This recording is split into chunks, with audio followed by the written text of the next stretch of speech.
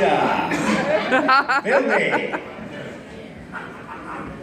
How about them Eagles? Philly special, I can't believe it. I'll remember that forever. We get a good look at the audience out here. James warmed you up. I was taking notes when he went through the crowd. You do have big muscles. How many single people do I have out here? Woo! Right. How about couples? How many couples in loving relationships? All right. Well, I'm gonna need some advice. I'm gonna need some advice from you guys. So, how many of you met online? Come on. Come on, all right. And I'm asking that because I'm getting back in the dating scene. I'm 57. And let me warn you, just got over bronchitis, so if I lose my breath, it's because I'm fat and out of shape. So I'm getting back into the dating scene. And, back when Match.com started, 20 years ago, I remember gals and guys would say, well, I met this guy online on Match.com, and I'm gonna go out. And we chatted, and we sent each other pictures, and I'm gonna go meet him somewhere. And I'd look at them and go, are you out of your freaking mind? You don't know who they are. They could be serial killers. And so here I am 20 years later. I'm 57, single. And someone says to me at work, so how did you meet women back in the day if you didn't use online dating? And I said, well, it was quite simple. We went down to strange areas in the city. We got completely blind drunk. We made out with random strangers on the dance floor. And then we traded phone numbers and addresses and then picked them up in cars 2 days later. And they look at me and they go, are you out of your freaking mind? They could be serial killers. So that's how things have changed. Yeah. So the young guys at work, they say, you gotta get apps. You gotta get dating apps. And I look at them and I go, dating apps? Dating apps? Dating apps to me are potato skins and broccoli bites. Maybe on a real hot date, fondue. Just saying that, fondue. It's got that je ne sais quoi. Can I fondue you? And it's just a great word.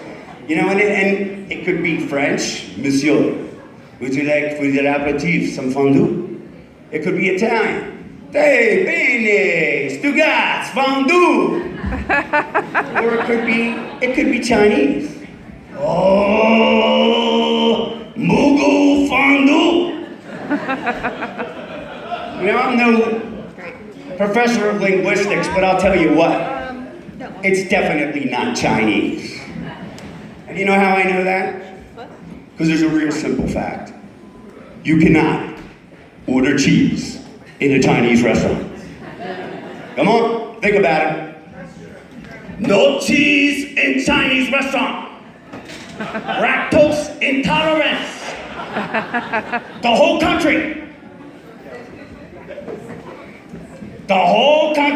No cheese. And they set you up for cheese. They set you up for fondue. You walk in. You look at the menu. You say, wow, that Mongolian beef would be great. Dipping it into a bubbling cauldron of cheese. And then eating it like, wow. And then they put that bowl in front of you. It's on a stand. And you're like, yes. And then they give you sticks. And you say, yes, yes. And then they put flame under that bowl. And you say, yes, yes, yes. And then they bring that cauldron out. And they go to pour what you expect to be that golden, bubbling, wonderful cheese. And it's fishtails, broth, and seaweed. Oh. Yep. No cheese in Chinese restaurant. And come on. You gotta have some Chinese food aficionados out there. Am I right or am I right? Think about it.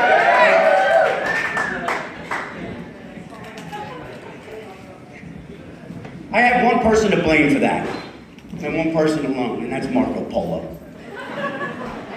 Now let's think about a little history class. Marco Polo took a bunch of Italian guys in a caravan, went all the way across Eurasia, 24 years. 24 years of traveling across the Asian steppes. Gets to China, finds all kinds of treasure, kites, gunpowder, brings all these treasures that the West has never seen, spaghetti, washi-washis. And what doesn't he do? He doesn't leave one fucking slice of Velveeta cheese for the Chinese. No cheese in China.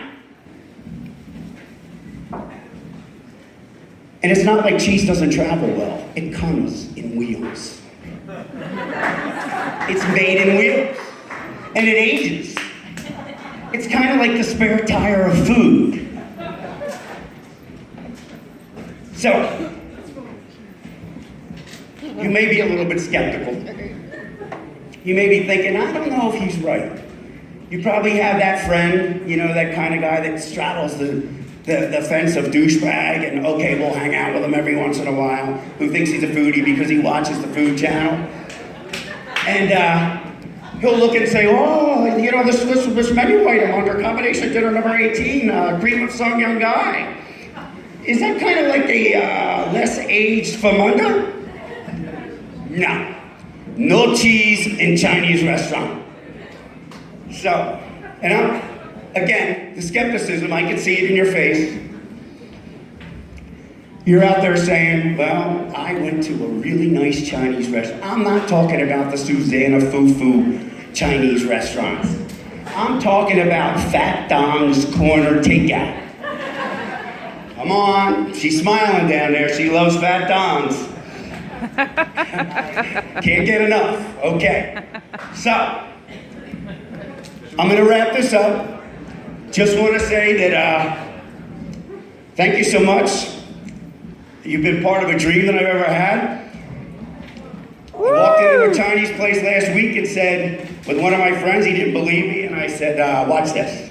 I walked up and said, I'd like to order 2 cheesesteaks. And I looked at my friend, and the Chinese guy looks back at me and says, don't you understand this is a Chinese restaurant? I said, oh, I'm sorry. I'd like to order 2 cheesesteaks.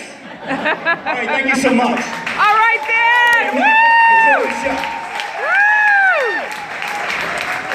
Oh, my goodness. Hey, give it up. First time at Peter.